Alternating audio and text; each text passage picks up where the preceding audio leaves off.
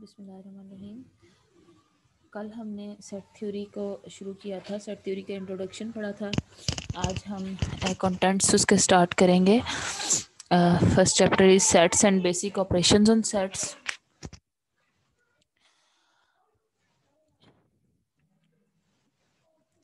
Definition of set.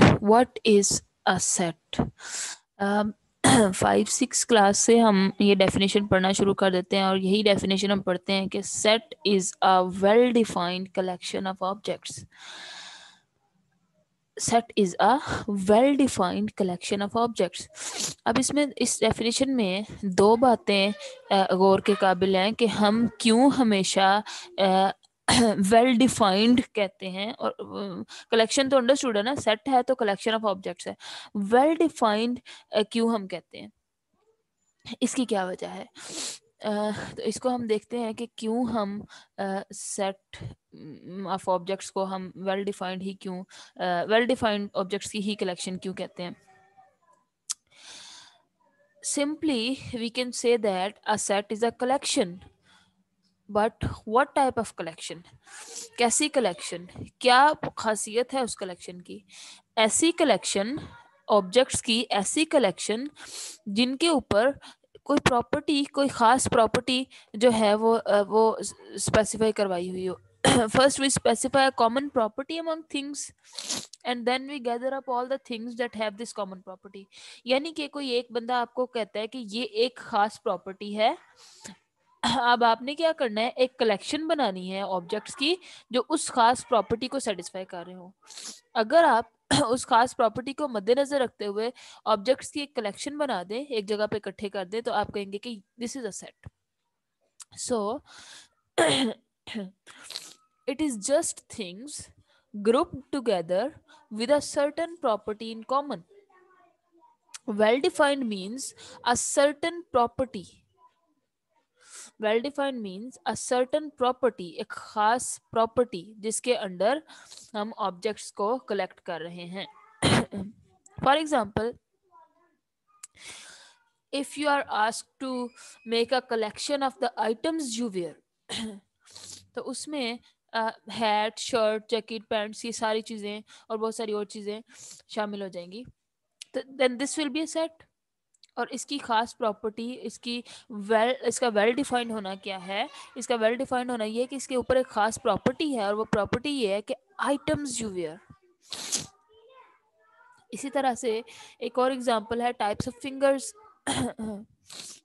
इसमें index, middle, ring and pinky, ये इन चारों चीजों का एक सेट बन जाएगा। This is a set. और इसकी स्पेशल प्रॉपर्टी क्या है? Types of fingers. इस प्रॉपर्टी के अंडर आपने ये चार चीजें इकट्ठी की, या ये चार फिंगर्स इकट्ठी की, या चार फिंगर्स इस सेट में डाली, इस ब्रैकेट में डाली। तो इसकी प्रॉपर्टी क्या है? Underlying property is types of fingers.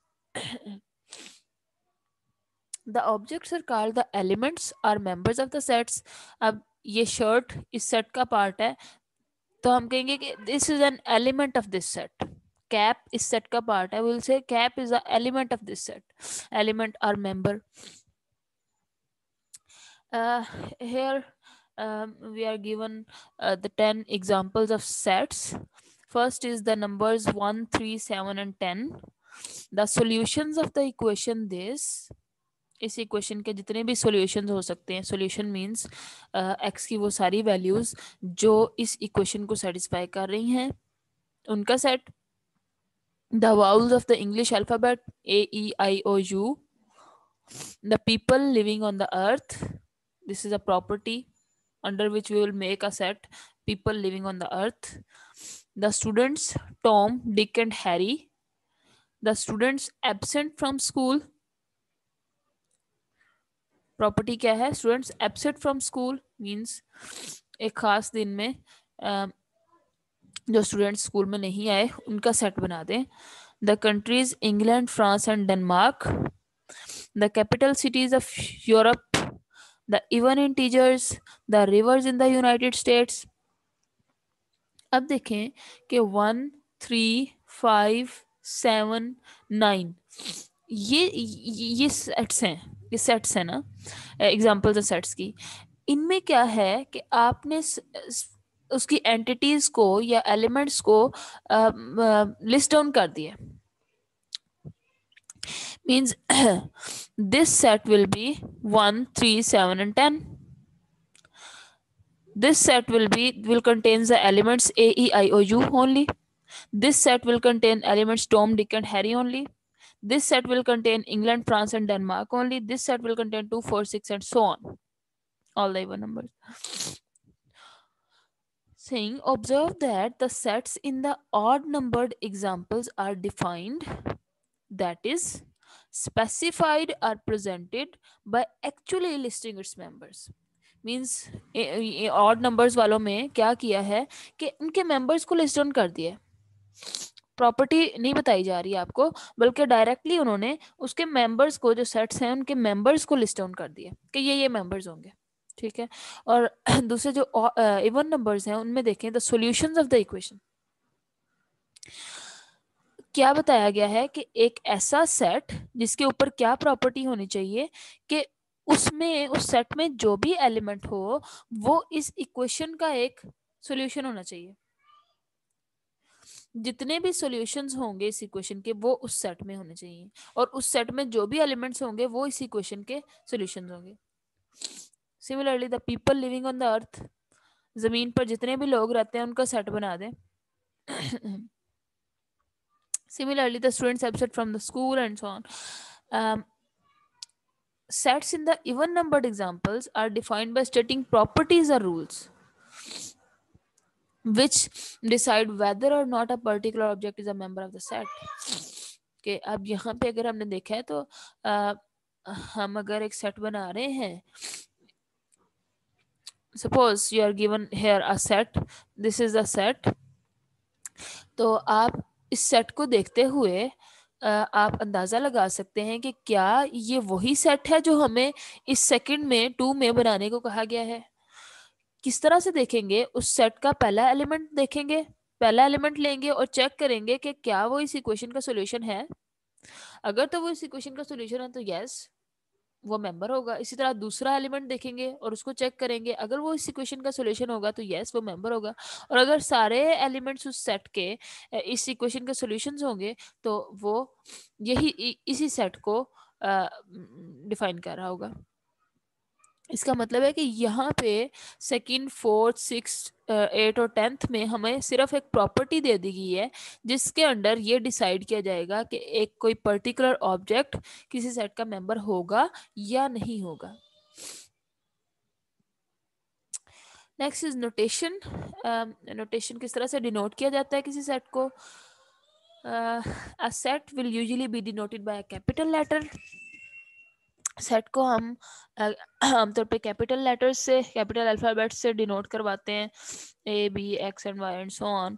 और लोअर केस लेटर्स जो होते हैं वो डिनोट करते हैं यूजुअली कि ये एलिमेंट्स हैं सेट से। For example we are saying A is an element of the set capital ए।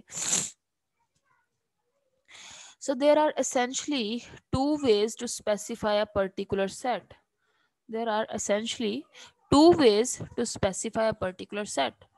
एक पर्टिकुलर सेट को, एक खास किस्म के सेट को अगर आपने बताना है तो उसके लिए दो तरीके हैं बेसिकली। जैसे हमने एग्जांपल्स में देखा, एक तरीका तो ये है कि आप सिंपली उस सेट के एलिमेंट्स को लिस्ट डाउन कर दें, सिंपली उस सेट के एलिमेंट्स को लिस्ट डाउन कर दें। फॉर एग्जांपल अगर आपने कहा है कि एक सेट बनाए जिसमें ए ई आई ओ यू हो, तो हम उस सेट का नाम ए रख देते हैं और उस सेट को इस तरह से डिनोट करवा देते हैं, this is a set with elements A E I O U. और सेट को डिनोट करवाने की, सेट की पहचान ये होती है कि कर्ली ब्रैकेट्स में हम इसके एलिमेंट्स को इनक्लोज करते हैं। इनको कर्ली ब्रैकेट्स भी कहते हैं और ब्रेसेस भी कहते हैं। इस तरह से जो सेट डिफाइन करवाए जाते हैं उनको हम कहते हैं tabular form of a set. Means जितने एलिमेंट्स होने चाहिए उस सेट में वो उनको लिस्ट डाउन कर दें, पहला एलिमेंट, दूसरा एलिमेंट, तीसरा एलिमेंट, ये लिस्ट डाउन हो गया। ठीक है, इस तरह के सेट को हम कहते हैं tabular form of a set. The second way is to state those properties which characterize the elements in the set. अब दूसरा तरीका क्या है सेट को स्पेसिफाई करवाने का, सेट को बताने का या सेट को लिखने का? दूसरा तरीका क्या है कि हम सिर्फ एक प्रॉपर्टी स्टेट कर दें। अब वो प्रॉपर्टी ये डिटरमिन करेगी कि किसी ऑब्जेक्ट को उस खास सेट का मेंबर होना है या नहीं होना। उस सेट में जो भी उस प्रॉपर्टी से उस सेट बनेगा, उस सेट में जितने मेंबर्स होंगे वो मेंबर्स उस खास प्रॉपर्टी को सेटिस्फाई करके आए होंगे उस सेट के अंदर। जो नॉन मेंबर्स होंगे यानी कि वो ऑब्जेक्ट्स जो उस सेट का पार्ट नहीं होंगे वो ऐसे होंगे जो उस खास प्रॉपर्टी को सेटिस्फाई नहीं कर रहे होंगे। Consider for example the expression this. अब ये एक एक्सप्रेशन है जिसमें क्या कहा जा रहा है, b is equal to x such that x, और ये कॉलन जो है उसको हम कहते हैं सच दैट, इस तरह से पढ़ते हैं सच that x is an even integer and x is greater than 0. b is the set of x such that x is an even integer and x is greater than 0. x usually हम denote करते हैं कि x element को denote करने के लिए। Means इसका क्या मतलब है कि b is the set of those elements which are even integers and which are greater than 0. अब b किस तरह का सेट है? b इस तरह के एलिमेंट्स का सेट है जिनके ऊपर दो प्रॉपर्टीज होने चाहिए। पहली प्रॉपर्टी ये है कि जो भी मेंबर आप इस सेट में डालें वो एक इवन इंटीजर हो। x अगर एक एलिमेंट है इस सेट का तो x को लाजमी तौर पे एक इवन इंटीजर होना चाहिए और x को लाजमी तौर पे पॉजिटिव होना चाहिए। x is an even integer and x is positive, strictly positive. This way of specifying a set is called set builder form or property method. Set builder form और प्रॉपर्टी मेथड। पहला तरीका था हमारे पास tabular form of a set, जिसमें हम क्या करते थे हम एक लिस्ट डाउन कर देते थे सारे एलिमेंट्स को। दूसरा तरीका जो है सेट बिल्डर फॉर्म, उसमें हम सिर्फ प्रॉपर्टी को स्पेसिफाई करवाते हैं और वो प्रॉपर्टी डिसाइड करती है कि आपका कोई ऑब्जेक्ट जो है वो उस सेट का मेंबर होगा या नहीं होगा। फॉर एग्जांपल इस सेट से इस प्रॉपर्टी के जरिए से अगर मैं टेबुलर फॉर्म में एक सेट बनाना चाहूँ तो वो किस तरह से बनेगा? मेरे पास 2, 4, 6 एंड सो ऑन। अब 2, 4, 6 एंड सो ऑन जितने भी एलिमेंट्स हैं उन पे ये प्रॉपर्टी है कि वो सारे, फॉर एग्जांपल मैं देखना चाह रही हूँ कि 2 इस सेट का मेंबर होगा या नहीं होगा। 2 इस सेट का मेंबर होगा या नहीं होगा, इस बात को देखने के लिए मुझे ये दो बातें देखनी है कि क्या 2 एक इवन इंटीजर है, क्या 2 स्ट्रिक्टली पॉजिटिव है। तो yes 2 is an even integer and 2 is strictly positive. Very good, fine, आप उसको 2 को इस सेट का एक मेंबर मान लें। Next element is 4। 4 पे ये 4 आया है और 4 को आपने चेक करना है कि क्या उसे इस सेट में डालना चाहिए, इस सेट का पार्ट होना चाहिए या नहीं होना चाहिए। तो आप 4 को चेक करेंगे क्या 4 पे ये दो प्रॉपर्टीज आ रही हैं। अगर तो 4 पे ये दो प्रॉपर्टीज सेटिस्फाई हो रही हैं तो आप कहेंगे कि yes 4 is an even integer and 4 is strictly positive, तो 4 को भी सेट का एलिमेंट होना चाहिए। अब नेक्स्ट किसी ने आपको एलिमेंट दे दिया, ये एग्जाम्पल में फर्स्ट ये कर लें कि बैकग्राउंड में आपको कोई दूसरा बंदा एलिमेंट्स पकड़ा रहा है 1 बाय 1 करके और कह रहा है, एलिमेंट्स नहीं सॉरी ऑब्जेक्ट्स पकड़ा रहा है 1 बाय 1 करके, और आपको कहा जा रहा है कि चेक करना है कि क्या ये ऑब्जेक्ट इस सेट का मेंबर होगा या नहीं होगा। तो लेट्स सपोज उस दूसरे शख्स ने आपको अब 3 दिया है, आपको चेक करना है, आपको डिसाइड करना है कि क्या आपको 3 इस सेट का मेंबर बनाना चाहिए।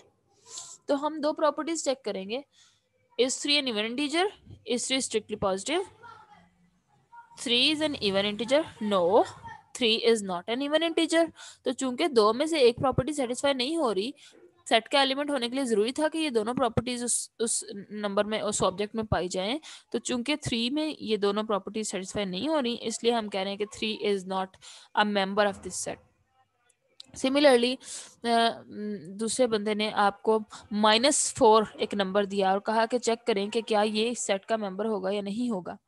तो -4 को आपने चेक किया, -4 is an even integer, yes, -4 is an even integer, and -4 is strictly positive, no, -4 is less than 0. So दूसरी प्रॉपर्टी को निगेट कर रहा है -4, इसलिए -4 इस सेट का एलिमेंट नहीं होगा।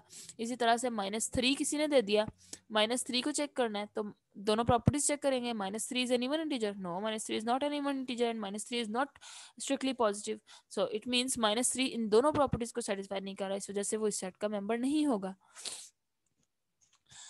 सो ये तो हो गई सेट बिल्डर फॉर्म और property method of specifying set.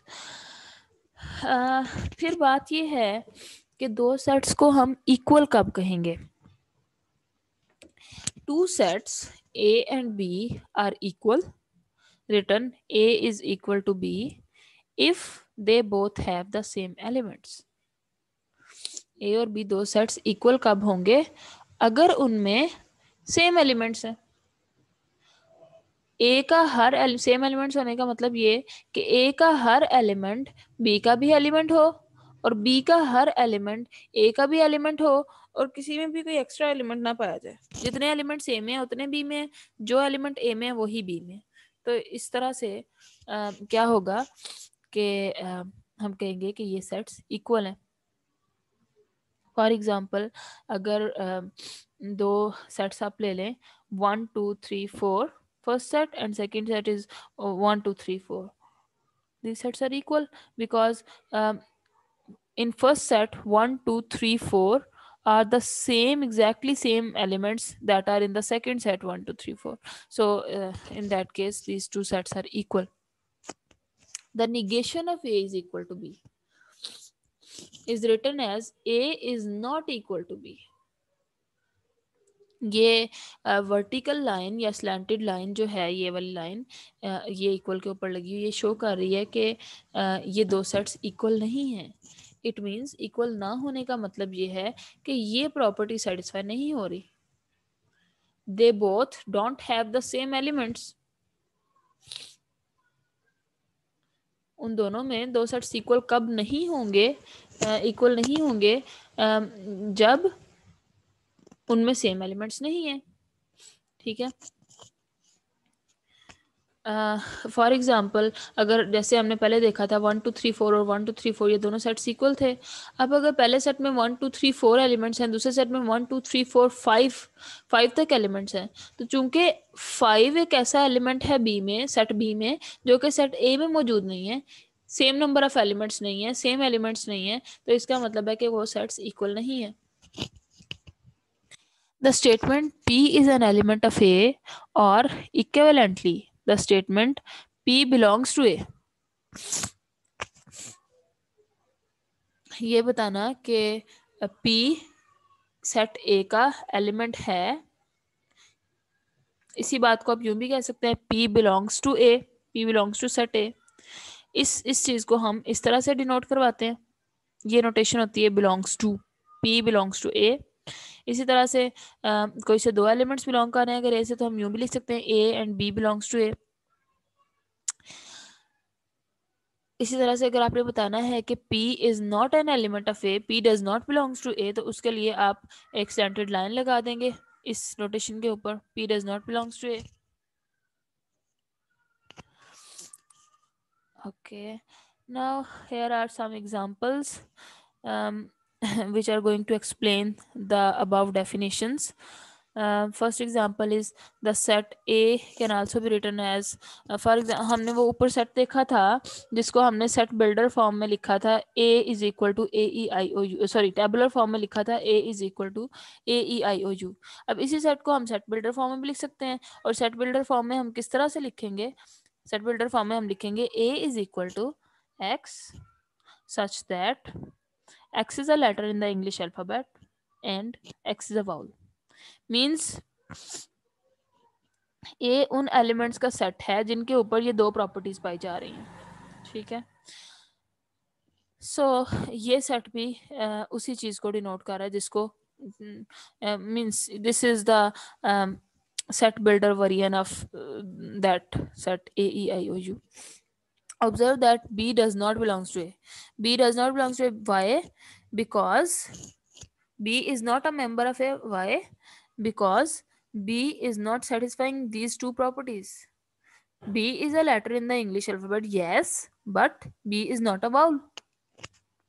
So B is not satisfying both of these properties. Therefore, we are saying that B is not an element of the set A. E is an element of A.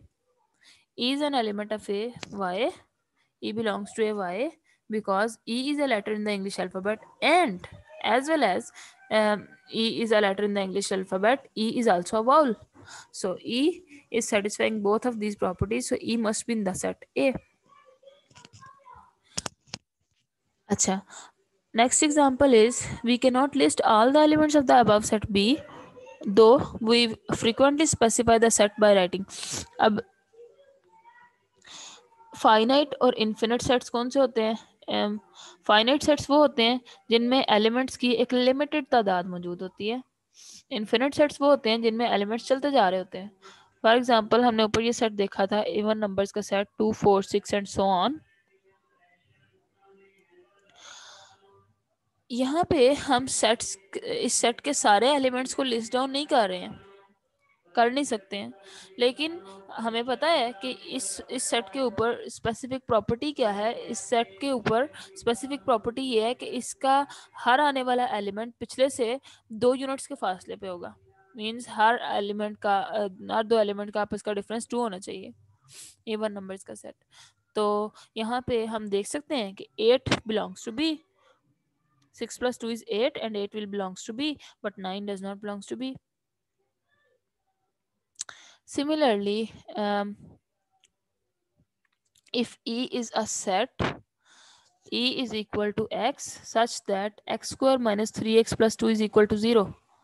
It means इस बात का क्या मतलब है? इस बात का मतलब ये है कि उन एलिमेंट्स का सेट जो इस इक्वेशन के सॉल्यूशंस हैं. किसी इक्वेशन का सॉल्यूशन होने का मतलब यही होता है ना कि वो एलिमेंट जो उस इक्वेशन को सेटिस्फाई कर रहा हो. मींस अगर आप एक ऐसा एलिमेंट जिसको अगर आप इस इक्वेशन में पुट करें तो लेफ्ट हैंड साइड और राइट हैंड साइड इक्वल आ जाए, तो इसी बात को हम यूं भी लिख सकते हैं x such that x is a solution of this set. This equation is being satisfied by x. अब E एक ऐसा सेट था, f is equal to 2 1 है और G है 1 2 2 1 6/3 which is also equal to 2. अच्छा, अब ये है कि इस इक्वेशन को सॉल्व करते हुए अगर आप इस इक्वेशन के सॉल्यूशंस निकालें तो सॉल्यूशंस आएंगे 1 और 2.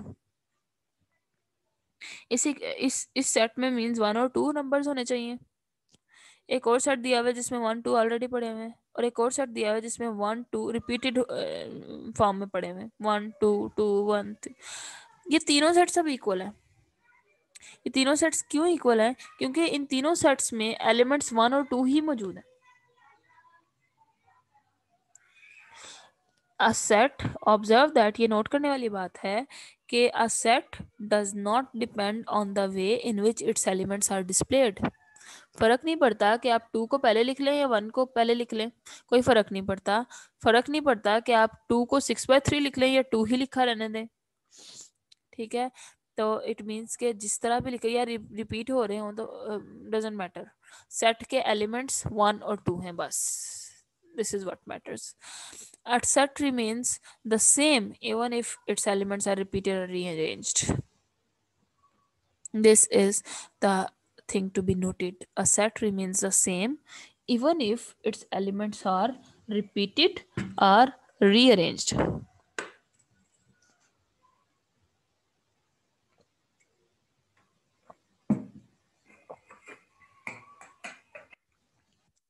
ओके अब कुछ स्टैंडर्ड सेट्स होते हैं जो कि बार बार रिपीटेडली हम यूज़ करते रहते हैं.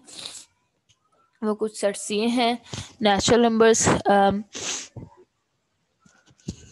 नंबर्स के सेट्स को यूजुअली हम 1 2 3 1 से स्टार्ट करते हैं और 2 3 so on.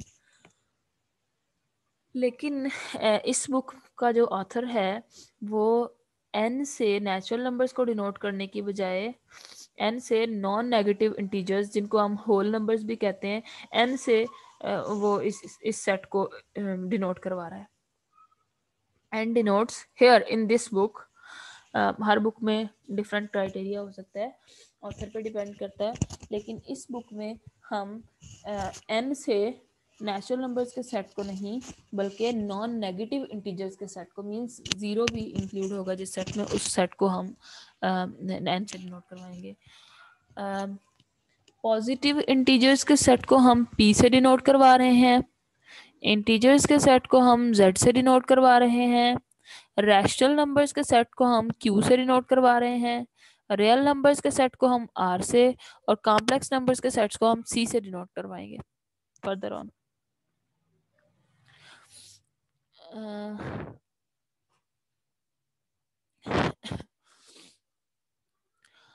even if we can list the elements of a set, it may not be practical to do so. For example, we would not list the members of the set of people born in the world during the year 1976, although theoretically it is possible to compile such a list. That is, we describe a set by listing its elements only if the set contains a few elements. Otherwise, basically ये sets जो हैं ये तो अभी आपको शुरू में बताया जा रहा है, लेकिन ये बहुत सारी एप्लीकेशंस में यूज़ होते हैं. तो जब आपको कहा जा रहा है कि make a set, a list of the members of a set of people born in the world during the year 1976, तो इसका मकसद ये नहीं है कि आपने हर बंदे को लिस्ट डाउन कर लेना है. जैसे एक स्प्रेडशीट में एक फाइल बनी हुई है जिसमें 1976 में पैदा होने वाले सारे लोग मौजूद हैं, तो उसमें आप किसी भी पर्सन को कॉल करवाना चाहते हैं कि 1976 में जो पैदा हुआ, तो वो फ़ौरन से क्या करेगा कि आपको उस सेट का वो ख़ास एलिमेंट ला के दे देगा. ओके, नेक्स्ट इज, तो इस बात का मकसद ये है कि हम ज़रूरी नहीं कि हम सेट के एलिमेंट्स को लिस्ट डाउन ही करें, हर एलिमेंट को बारी बारी लिखें, मतलब ये पहला एलिमेंट, ये दूसरा एलिमेंट, जैसे हमने वॉल्स को लिखा था AEIOU, बल्कि हम अक्सर औकात यही किया करेंगे कि सिर्फ हम एक प्रॉपर्टी दे देंगे और उस प्रॉपर्टी से अंडरस्टूड होगा कि उस प्रॉपर्टी से अंडरस्टूड होगा कि उस खास सेट में कौन से एलिमेंट्स मौजूद हैं जो कि उस स्पेशल प्रॉपर्टी को सेटिस्फाई करवा रहे होंगे. नेक्स्ट इज यूनिवर्सल सेट और एंड एम्प्टी सेट किसे कहते हैं? यूनिवर्सल सेट किसे कहते हैं? अ set which contains everything that is relevant to our question. A set which contains everything that is relevant to our question means अभी अभी जो क्वेश्चन, जो सवाल चल रहा है, जो जिस सेट की बात हो रही है, for example set of vowels की अगर बात करें, सेट ऑफ वाउल्स है AEIOU. लेट्स सपोज मैंने इस सेट को ए का नाम दे दिया, capital A is equal to the set AEIOU. अब इस सेट के लिए यूनिवर्सल सेट, सारे अल्फाबेट्स का सेट एक यूनिवर्सल सेट कंसीडर होगा, क्योंकि क्योंकि AEIOU का हर एलिमेंट उस यूनिवर्सल सेट का मेंबर है, उस सेट का, उस बड़े सेट का मेंबर है. So what is its definition? Formal definition is all sets under investigation in any application of set theory. Means set theory में हम कोई भी काम कर रहे हैं और उसमें हम कोई से भी सेट्स पे काम कर रहे हैं, तो वो सेट्स जो भी हम ले रहे हैं, लेट्स सपोज हमने 3 सेट्स लिए हुए हैं, हम ये असूम करके चलते हैं कि वो तीनों सेट्स एक लार्ज यूनिवर्सल सेट में कंटेन्ड होंगे. वो जो लार्ज फिक्स सेट होगा एक लार्ज सेट में कंटेन्ड होंगे, और वो जो लार्ज फिक्स्ड सेट होगा उसको हम यूनिवर्सल सेट कहेंगे. मींस जो भी सवाल चल रहा है, जो भी एप्लीकेशन चल रही है सेट थ्योरी की, ऐसा सेट जो कि हर चीज को कंटेन करे, ऐसी हर चीज मीन्स जिस जिस जिन चीज़ों की या जिस सवाल की बात हो रही है उससे रेलिवेंट जितनी भी चीज़ें हैं, उसके लिए अगर आप एक एक सेट बना लें, बल्कि एक आप एक सेट सोच लेते होते हैं जहन में, उसको हम यूनिवर्सल सेट कहते हैं। सिंपली ये याद रखें कि a set which contains everything that is relevant to our question, means जिस तरह का भी सवाल है, जिस तरह के भी सेट्स की बात हो रही है, उन सेट्स के कॉरेस्पॉन्डिंग एक ऐसा सेट मौजूद होगा, बड़ा सेट, जिसमें वो सारे सेट्स कंटेन्ड होंगे, यूनिवर्सल सेट उसको कहेंगे उसको। For example, next is example, in plane geometry the universal set consist of all the points in the plane. देखें, अगर हम प्लेन ज्योमेट्री में काम कर रहे हैं और उसमें हम कोई से दो तीन सेट्स बना लेते हैं, तो यूनिवर्सल सेट जो है वो क्या करेगा कि वो उन दो तीन सेट्स को कंटेन कर रहा होगा, यानी कि universal set consist of all the points in the plane. Plane geometry में काम कर रहे हैं तो यूनिवर्सल सेट ऐसा सेट होगा जो प्लेन के सारे पॉइंट्स को कंटेन करता है। कुछ भी हम बना सकते हैं ना। तो इसी तरह से human population studies, human population पे कुछ कर रहे हैं हम, तो उस सूरत में यूनिवर्सल सेट जो है वो दुनिया में, कायनात में जितने लोग या जितने इंसान बचते मौजूद हैं उन पे मुश्तमिल होगा यूनिवर्सल सेट। बड़े से बड़ा सेट जो भी आप इमेजिन कर सकें, जो आपके सारे छोटे सेट्स को कंटेन कर रहा हो। यूनिवर्सल सेट को हम कैपिटल यू से डिनोट करवाएंगे फर्दर ऑन। ओके, अच्छा, अब आपको एक यूनिवर्सल सेट दिया हुआ है और एक प्रॉपर्टी दी हुई है। यूनिवर्सल सेट को हम यू से डिनोट करवा रहे हैं और एक प्रॉपर्टी है जो कि पी, कोई भी प्रॉपर्टी हो सकती है इन जनरल। अब ऐसा भी मुमकिन है कि यूनिवर्सल सेट में कोई भी ऐसा एलिमेंट ना हो जो उस प्रॉपर्टी पी को सेटिस्फाई कर रहा हो, यानी कि ऐसा भी हो सकता है कि यूनिवर्सल सेट में कोई भी एलिमेंट ऐसा मौजूद ना हो जो उस सर्टेन प्रॉपर्टी पी को सेटिस्फाई कर रहा हो। फॉर एग्जांपल, अगर आपके पास एक ऐसा सेट है, let's have set this s is equal to x where x is a positive integer and x square is equal to 3, means इस सेट में किस तरह के एलिमेंट्स होने चाहिए? ऐसे एलिमेंट्स होने चाहिए जो कि पॉजिटिव इंटीजर्स हों और जिनके स्क्वायर 3 हों। तो क्या आप कभी कभी ऐसा पॉजिटिव इंटीजर ढूंढ सकते हैं जिसका स्क्वायर 3 हो? It's not possible. There is no such element, there is no such number which satisfies this property. So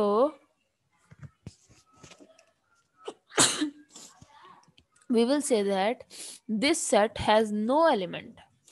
We will say that this set has no element since no positive integer has the required property. तो ऐसा भी possible है कि आपने एक property satisfy करवाई है और कोई भी ऐसा एलिमेंट, कोई भी ऐसा नंबर एग्जिस्ट नहीं कर रहा, कोई भी ऐसा ऑब्जेक्ट एग्जिस्ट नहीं कर रहा जो सर्टेन प्रॉपर्टी को सेटिस्फाई करवा रहा हो। उस सूरत में क्या होगा कि इस सेट में हम कहेंगे कि कोई भी एलिमेंट नहीं है। इस बात को डिनोट करने के लिए कि इस सेट में कोई भी एलिमेंट नहीं है, हम कहते हैं कि ये सेट खाली है।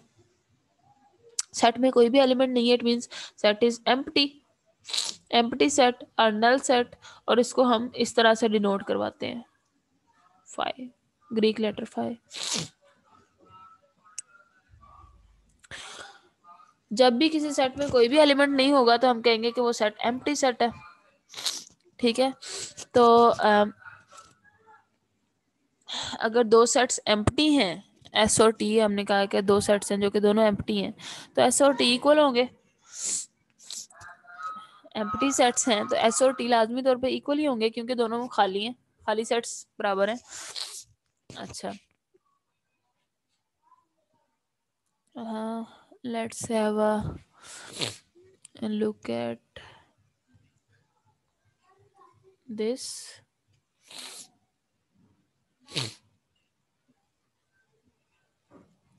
empty or null set. Okay एक और एग्जांपल के जरिए से हम इस बात को समझते हैं. You are looking on the screen. एक और एग्जांपल से हम इस बात को समझते हैं कि think of the set of piano keys on a guitar. एक ऐसा सेट बनाएं जिसमें क्या प्रॉपर्टी है कि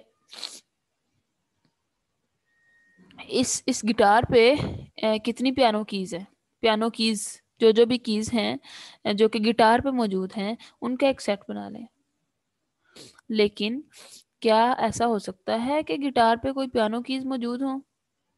never. There are no piano keys on a guitar.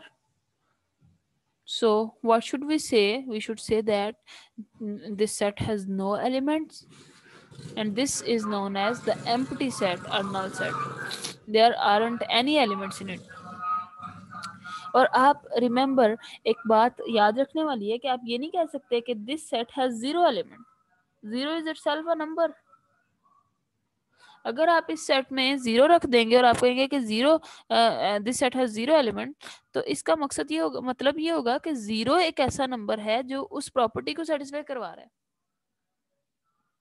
Like अगर इस सेट में देखें आप, तो इस सेट में हम कह रहे थे कि there is no such integer which is satisfying this property.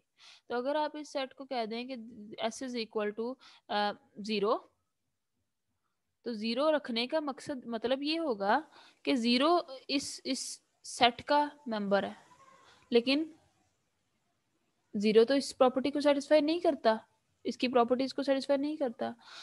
तो जब भी आप कहेंगे कि ये सेट खाली है, ये सेट इस सेट में कोई भी मेंबर नहीं है, तो आप उसको कोई भी अंदर मेंबर लिख नहीं सकेंगे, चाहे वो जीरो ही हो.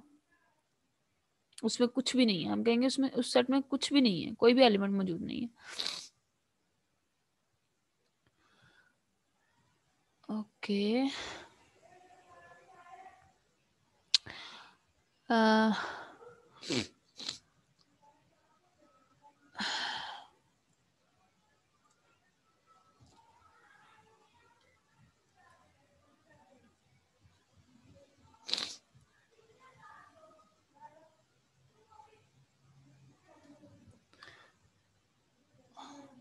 Okay we were hair.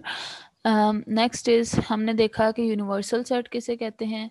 एक ऐसा सेट जिसमें ज़रूरत पड़ने पे आप हर चीज़ निकाल सकें, ज़रूरत के मुताबिक जिसको बना सकें. आप कहेंगे अगर हमें ज़रूरत पड़ी है, तो यूनिवर्सल सेट ऐसा सेट होता है जिसमें ज़रूरत पड़ने पे हर चीज़ आप एक्सट्रैक्ट कर सकते हैं, हर चीज़ उसमें मौजूद होती है ज़रूरत की. उसको हम यूनिवर्सल सेट कहते हैं. और एम्प्टी सेट ऐसा सेट जिसमें कुछ भी मौजूद नहीं है, खाली है, उसका कोई एलिमेंट एग्जिस्ट नहीं करता. अच्छा जी, next is the definition of subset. What is subset? Suppose every element in a set A is also an element of a set B. Every element in a set A is also an element of the set B. Then we call A is a subset of B. कोई दो sets हैं आपके पास A और B. अगर set A का हर element set B का भी एलिमेंट हो तो हम कहेंगे कि A is the subset of B. We also say that A is contained in B or B contains A. हम फ्रीक्वेंटली इन तीनों स्टेटमेंट्स को यूज करते रहेंगे. ये कहना कि A सबसेट है B का, इस बात को आप यूं भी कह सकते हैं कि A is contained in B, या फिर B contains A. B contains सब पार्ट ऑफ A. अच्छा, जैसे कि ये देखें, ये एक सेट है B, 1 2 3 4 5 उसके एलिमेंट्स हैं, और ये उसका एक पार्ट ले लिया हमने 1 2 3. अब A में, सेट A में 1 2 3 एलिमेंट्स हैं और सेट B में 1 2 3 4 5 है. तो set A will be a subset of set B. Subset means smaller part of set B, a part of set B. तो This means A is contained in B और B contains A. So इस relationship को हम कुछ इस तरह से लिखते हैं, A is a subset of B और B contains A. ठीक है. If A is not a subset of B, अच्छा अब देखें कि A B का सबसेट कब होगा. हम कब कह रहे हैं कि A is a subset of B? If every element of A is a subset of B when if every element of A is also an element of the set B. तो इसी बात की निगेशन क्या होगी, यानी कि हम कब कहेंगे कि A is not a subset of B. ये हम तब कहेंगे अगर A का हर एलिमेंट B का एलिमेंट नहीं होगा. इट मीन्स कम से कम कोई एक ऐसा एलिमेंट होगा A का जो कि B से बिलोंग नहीं करेगा. मीन्स A में कुछ एक्स्ट्रा होगा B से. तो इस सूरत में हम लिखेंगे A is not a subset of B और B does not contains A. Okay, next there are some examples. Consider the sets A is this, B is this, C is this. Then C is a subset of A. Why? Because each element of C is an element of A. C has elements 1 and 5 and 1 or 5 are present in A. And C is a subset of B. Yes. 1, 5 are the elements of B. But let's check whether B is a subset of A or not. B is a subset of A. B कब A का subset होगा जब B का हर member A का भी member हो. Member one by one हम check करते हैं. 1 is the member of B. Is it the member of A? Yes. Here it is. 2 is the member of B. Is it the member of A? No. 2 नहीं है. इसका मतलब कि कोई एक ऐसा एलिमेंट B में मौजूद है जो कि A का मेंबर नहीं है. It means B is not a subset of A since some of its elements do not belongs to A.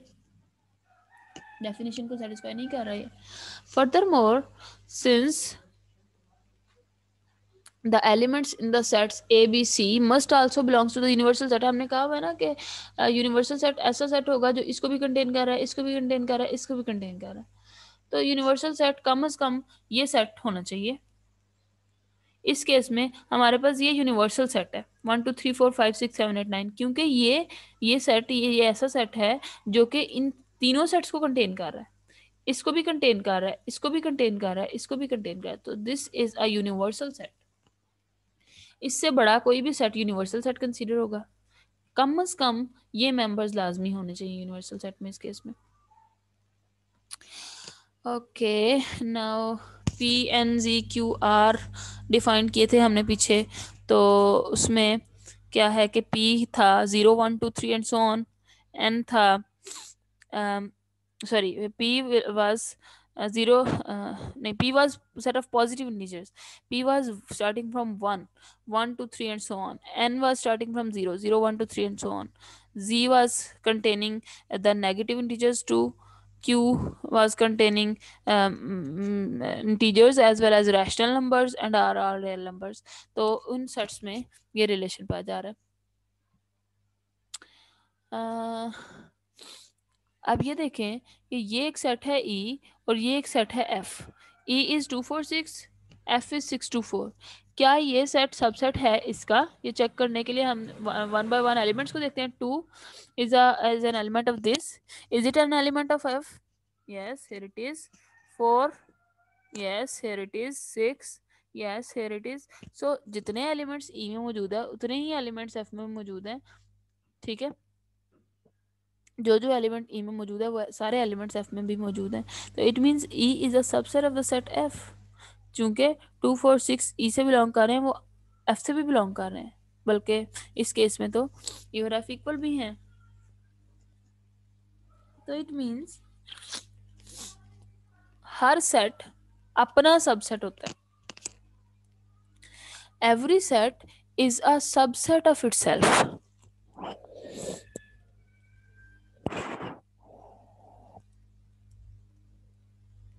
Every set is a subset of itself. Her set अपना subset जरूर होगा. ए कोई भी set है, capital A, I can write A is a subset of A. A is a subset of itself, क्योंकि इस बात में वो प्रॉपर्टी सेटिस्फाई हो रही है कि हर एलिमेंट ए का, कैपिटल ए का हर एलिमेंट उसके अंदर मौजूद है. Okay, and next are some properties of sets. Here are some properties of sets जो कि याद रखने वाली हैं. These properties are: every set A is a subset of the universal set. Universal set ऐसा सेट है जिसमें सारा कुछ मौजूद होता है. तो हर सेट, जो भी आप सेट इमेजिन कर सकते हैं, वो ले लें, उससे बड़ा एक सेट मौजूद होगा जिसको हम यूनिवर्सल सेट कह रहे होंगे. तो हर सेट जो है वो यूनिवर्सल सेट का सबसेट होता है. Since by definition all the elements of A belongs to U. हर सेट यूनिवर्सल सेट का सबसेट होता है, और हर सेट से छोटे सेट से भी एक छोटा सेट मौजूद होता है, और वो होता है एम्प्टी सेट. एम्प्टी सेट हर सेट का सबसेट होता है, और हर सेट यूनिवर्सल सेट का सबसेट होता है. इसी बात को हम फॉर्मली इस तरह से लिख सकते हैं: empty set is a subset of A and A is a subset of universal set U, where A can be any set. A can be set of vowels, A can be set of wearings, A can be set of fingers, A can be any set, any possible set. Her possible set के लिए ये बात satisfy होगी, ये बात true होगी कि empty set उसका सबसेट होगा. क्यों होगा सबसेट? एम्प्टी सेट ए का सबसेट क्यों होगा? क्योंकि ये डेफिनेशन सेटिस्फाई हो रही है. सबसेट होने की डेफिनेशन क्या होती है कि हर एलिमेंट जो यहाँ मौजूद है वो यहाँ पे भी मौजूद है. हर एलिमेंट जो यहाँ पे मौजूद है वो यहाँ पे भी मौजूद होना चाहिए. तो एम्प्टी सेट में जब कोई एलिमेंट ही नहीं है तो ट्रिवियली हम कह सकते हैं कि empty set is a subset of A. और ए यूनिवर्सल सेट का सबसेट क्यों है? क्योंकि यूनिवर्सल सेट हमेशा ए सेट से बड़ा होता है और ए को कंटेन कर रहा होता है. सेकंड चीज क्या है? Every set A is a subset of itself. Her set अपना सबसेट होता है, क्योंकि जितने एलिमेंट्स ए में हैं वो ए से बिलोंग करते हैं. The elements of A belongs to A. ट्रिवियली.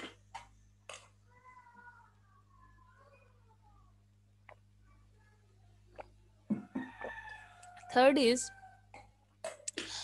if every element of A belongs to a set B and every element of B belongs to a set C, अगर A का हर एलिमेंट सेट B से belong करता है और B का हर element set C से बिलोंग करता है, तो इसका मतलब है कि A का भी हर एलिमेंट सेट C से बिलोंग करेगा. और इसको इन अदर वर्ड्स आप यूं देख सकते हैं: if A is a subset of B and B is a subset of C, then A will be a subset of C. अगर A B अगर A B का मेंबर है, B का सबसेट है. Next is the property that if A is a subset of B and B is a subset of A, then A and B have the same elements. Means अगर पहला set दूसरे set का subset है और दूसरा set पहले set का subset है, तो इट मीन्स कि ए और बी में सेम एलिमेंट्स होने चाहिए. मीन्स उन दोनों सेट्स को इक्वल होना चाहिए. कन्वर्सली मीन्स कि इस बात को आप इधर से भी देख सकते हैं, इस साइड से भी. पहले हमने देखा कि अगर ए सबसेट है बी का और बी सबसेट है ए का, तो ए और बी बराबर होंगे. अब इस साइड से हम इस बात को क्या देख सकते हैं?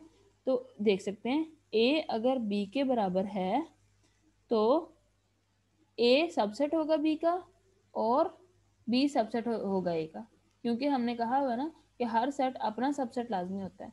तो अगर ये दोनों सेट्स बराबर हैं तो ये एक दूसरे के सबसेट्स भी होंगे. सो ये थ्योरम है, इसके इसके प्रूफ को हम नेक्स्ट क्लास में देखेंगे इंशाल्लाह। अब है प्रॉपर सबसेट। अभी हमने पढ़ा था कि सबसेट किसे कहते हैं। सबसेट किसे कहते थे, अगर ए, हम कह रहे हैं कि A is a subset of B if every element of A is an element of B. A में जितना कुछ मौजूद है वो सारा कुछ बी में मौजूद हो, तो हम कहते हैं कि ए जो है वो सबसेट है बी का। अब प्रॉपर सबसेट का क्या मतलब है। प्रॉपर सबसेट का मतलब ये है, हम प्रॉपर सबसेट की बात कर रहे थे, A is a proper subset of B if and only if every element of A is also in B and इतनी बात तो हमने सबसेट की डेफिनेशन में भी देखी थी ना, कि every element of first set is also an element of the second set. लेकिन इसमें इजाफी बात क्या है, why we say it a proper and there exist at least one element in B that is not in A. Means पहले set में जितना कुछ मौजूद है कम अज कम उतना सारा कुछ दूसरे सेट में लाजमी मौजूद हो, लेकिन दूसरे सेट में कुछ एक्स्ट्रा भी मौजूद हो। जितना कुछ पहले सेट में मौजूद है उतना कुछ दूसरे सेट में भी मौजूद हो, लेकिन दूसरे सेट में कुछ इजाफी चीज भी मौजूद हो। अगर ऐसा होगा तो हम कहेंगे कि A is a proper subset of B. उस केस में जब हम कह रहे थे कि A is a subset of B, उस केस में वो सेट्स इक्वल भी हो सकते थे। हम कहते A is a subset of itself, तो वो दोनों सेट्स जो थे जिनकी बात हो रही थी, जिनके सबसेट होने की बात हो रही थी, उनमें एक पॉसिबिलिटी ये भी थी कि वो हो सकता है कि वो दोनों सेट्स इक्वल भी हों।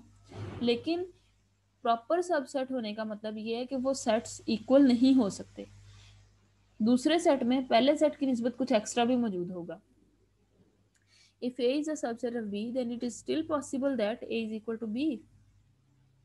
But when A is a subset of B, but A is not equal to B, ये वाला ऑप्शन हम निकाल दें कि दोनों दो सेट्स इक्वल नहीं हो सकते और ये रिलेशन उनमें पाया जाए, तो हम कहेंगे कि A is a proper subset of B. और प्रॉपर सबसेट की नोटेशन ये होती है, for example A is equal to 1 3, B is equal to 1 2 3, C is equal to 1 3 2। अब देखें कि बी और सी ये दोनों सबसेट्स हैं, लेकिन बी और सी इक्वल भी तो हैं। ठीक है, तो और अगर हम ए और बी को कंपेयर करें तो A is a subset of B, यानी कि इधर जितना कुछ मौजूद है उतना इधर कुछ मौजूद है कम से कम, लेकिन यहाँ पे कुछ एक्स्ट्रा भी मौजूद है। 2 ऐसा मेंबर है बी का जो ए में मौजूद नहीं है। इसका मतलब है कि ए और बी इक्वल नहीं है, लेकिन ए सबसेट है बी का। It means A is a proper subset of B, A is a proper subset of C. Okay, next is disjoint sets.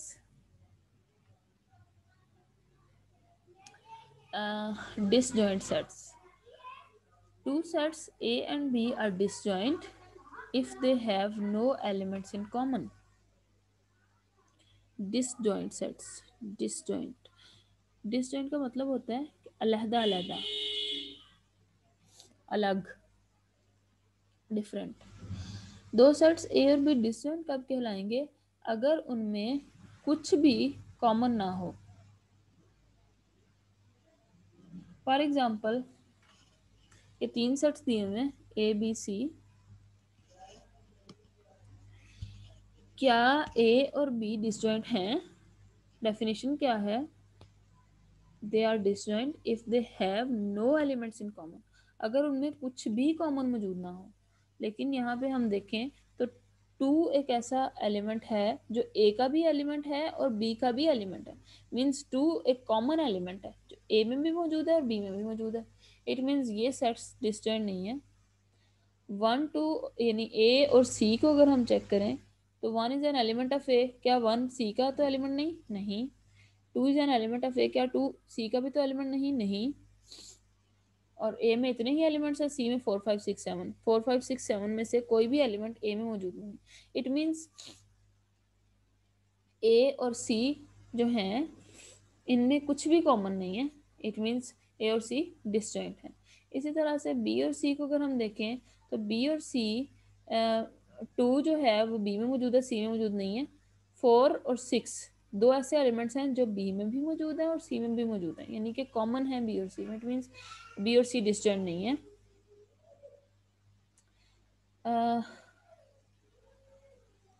Note that, यहाँ पे एक बात नोट करने वाली है, note that if two sets A and B are disjoint, note that if two sets A and B are disjoint, then neither is a subset of the other. अगर दो sets A और B disjoint sets हैं तो हम कभी भी, जाहिर है उनमें कुछ भी कॉमन नहीं है, तो हम कभी भी ये नहीं कह सकते कि ए सबसेट होगा बी का। लेकिन एक केस ऐसा है जिसमें ये पॉसिबिलिटी हो सकती है कि ए अगर 1 2 है और बी एम्प्टी सेट है तो ए और बी डिसजॉइंट हैं, लेकिन empty set is a subset of every set and empty set is a subset of A.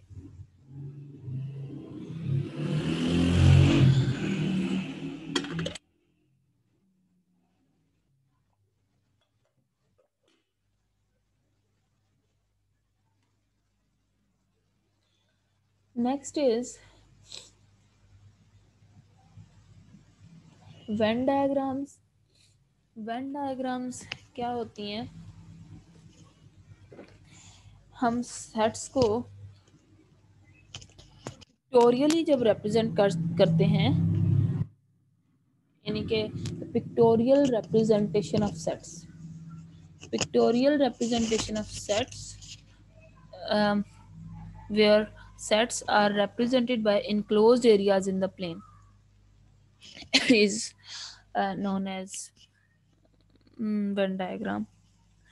One diagram में यूजुअली क्या होता है कि यूनिवर्सल सेट को, ये जैसे कुछ वन डायग्राम्स दी हुई हैं, यूनिवर्सल सेट जो होता है उसको हम रेक्टेंगल से डिनोट करते हैं, यानी ऐसा सेट जिसमें सारा कुछ पड़ा हुआ है। और जो यूनिवर्सल सेट के सबसेट्स होते हैं उनको हम यानी कि जिन सेट्स के साथ हमें डील करना होता है उनको हम सर्कल से डिनोट करते हैं। अब देखें वेन डायग्राम्स को यूज़ करना बहुत आसान है, और जो भी आप ऑपरेशंस कर रहे हैं सेट्स के साथ उनको वेन डायग्राम्स के ज़रिए से समझना बहुत आसान है। जैसे अगर आपने शो करवाना है कि A is a subset of B, तो आप क्या कर रहे हैं कि आप इस तरह से पिक्चर बना लेते हैं। दिस इज बड़ा सर्कल बी को शो कर रहा है क्योंकि बी बड़ा सेट है और ए चूंकि उसका सबसेट है तो A is a part of that B. अगर ए और बी डिसजॉइंट हैं तो ये दो बॉल्स शो कर रही हैं कि ए और बी डिसजॉइंट हैं, इन दोनों के दरमियान कुछ भी कॉमन नहीं है, ये सेपरेट पड़ी हुई है बिल्कुल, ए सेट है और बी सेट है। इसी तरह से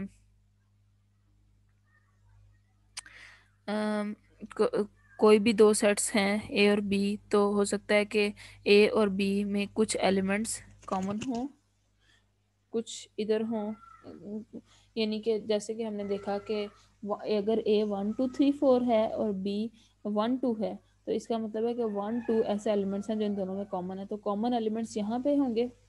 इट मीन्स ए और बी कुछ पार्ट आपस में शेयर कर रहे हैं, ठीक है।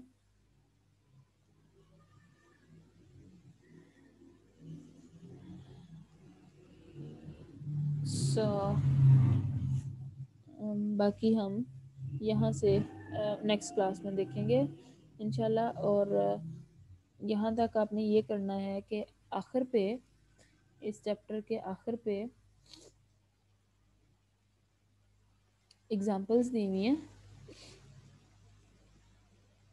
लाइक